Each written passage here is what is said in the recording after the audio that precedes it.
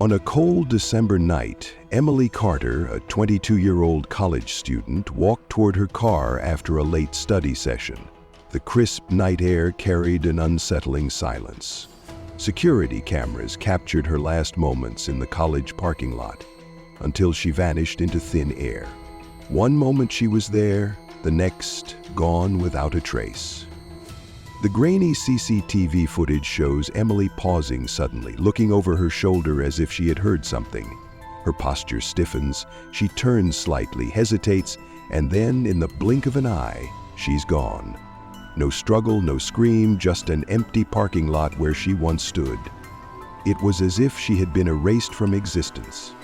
Hours later, security found her car still parked in its place, the driver's side door slightly ajar. Her books were scattered on the pavement as though she had dropped them in a hurry. On the passenger seat, her phone screen glowed with an unfinished text message.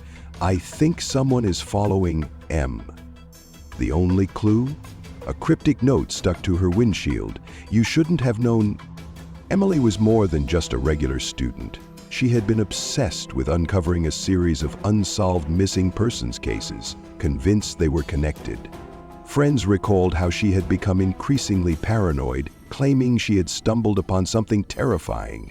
Had she discovered a secret too dangerous to be known? The small town of Ravenwood had seen disappearances before, but none like this. The chilling circumstances surrounding Emily's case left the community shaken. The local police and FBI launched an intensive investigation, searching the entire campus and surrounding areas. But despite their efforts, no significant leads emerged. 2 days after her disappearance, Emily's mother received a voicemail from an unknown number. A distorted voice, barely audible, whispered through the static. She found out the truth. Now she's part of it. The message ended with an eerie silence. No caller ID, no way to trace it. As authorities delved deeper, Emily's research revealed a terrifying pattern. Every 2 years, a young woman vanished from the same area under similarly bizarre circumstances. None of them were ever found. Could Emily have been the latest victim in a decades-old cycle? Some investigators suspected a serial killer lurking in the shadows, striking every few years with chilling precision. The disappearances were methodical, clean, no bodies, no evidence. But why did the victims never turn up, not even a trace? Online theorists suggested Emily had uncovered something even darker, a secret society operating in Ravenwood. Had she gotten too close to their hidden agenda? Her diary entries hinted at cryptic symbols and whispered meetings in abandoned buildings. Had she been silenced? A witness came forward claiming they had seen a woman matching Emily's description boarding a late-night bus out of town. Could she have staged her own disappearance?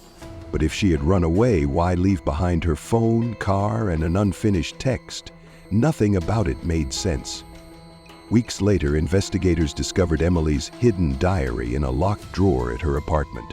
The final entry read, "I know they're watching me. If I disappear, it wasn't my choice." The pages were filled with frantic notes, sketches of odd symbols, and locations she had been investigating. It was a window into her spiraling fear. A month after her disappearance, the police received an anonymous email containing GPS coordinates to an abandoned warehouse outside town. Hope surged through the investigation, but when they arrived, the place was completely empty, except for a single chair in the center of the room and a broken chain lying beside it. Hours before vanishing, Emily had left a voicemail for her best friend, Lisa. Her voice was hushed, trembling. "I need to tell you something. Meet me tomorrow. If I don't show up, something's wrong." But she never got the chance. A late-night jogger reported seeing a black SUV idling near Emily's car moments before she disappeared. The driver remained unseen. No license plates were found. Was this the person responsible? Or just another mystery in an already puzzling case? As time passed, Emily's disappearance became an urban legend. Students whispered stories of seeing a ghostly figure in the parking lot, a young woman in a white dress. her voice barely audible as she pleaded for help before vanishing into the night. Years later, online detectives on Reddit and YouTube dissected every detail of Emily's case, debating theories and connections. Some believed she had been taken, others swore she was alive and in hiding, but no one could agree on what had truly happened. Despite numerous theories, the case eventually went cold. With no fresh leads, authorities closed the investigation. Emily Carter's file was marked Unsolved, joining the long list of Ravenwood's missing persons. Years later, a journalist claimed he had uncovered a shocking new lead, one that could change everything. But before he could publish his findings, he mysteriously vanished, just like Emily. Had he found the truth? Or had he become another victim of whatever took her? In a forgotten storage unit, an old USB drive was found. Inside were encrypted files labeled Project Ravenwood. The files referenced Emily's name multiple times. Was this what she had been trying to uncover all along? Emily Carter's disappearance remains one of the most haunting unsolved mysteries. Some say she's still out there, waiting to be found.